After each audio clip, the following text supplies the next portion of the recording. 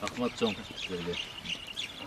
Жалал Абад шаарынын тазалыгын сактоо аракетинде 4 жаңы техника тапшырылды. Январь айында 1 техника берилген эле. Бүгүн 3 таштанды ташуучу автоунаа тапшырылды. 3 техниканы өзүнүн бюджетибиздин эсебинен лизинг компаниясы менен сүйлөшүп, элдик банк менен биргеликте кечээ жакында биз тапшырдык. Кудай буйруса, дагы 32 техника алып атабыз.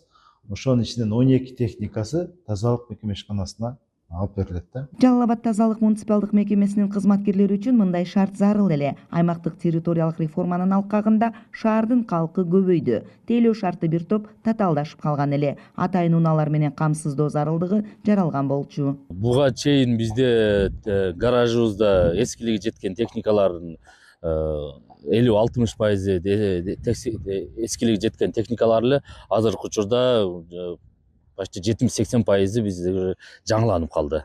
Буюрса дагы 12 техникабыз келе турган болсо 90-95%га биздин техникаларыбыз толук жаңыланып калат буюрса. Январь айынын башында 1 техника алынган, жакынкы күндө таштанды ташуучу 3 автоунаа алынды. Элдик банк аркылуу лизинг жолу менен 30%-ын мэрия төлөп берген. Долфингден Кытайдын техникасы болчу, бирок эски эле. Аябай кыйын болчу, шаарда азыр машина көп.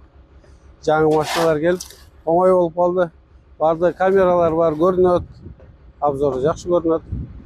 Жакшы, жаңы машина келип, ичине оңой болуп калды.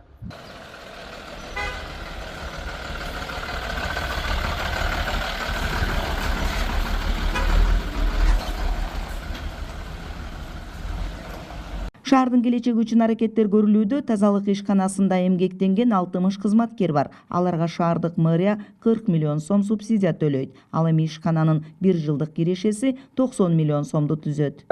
Кол менен ручной болчу, азыркы техникалар баары ишкерисинен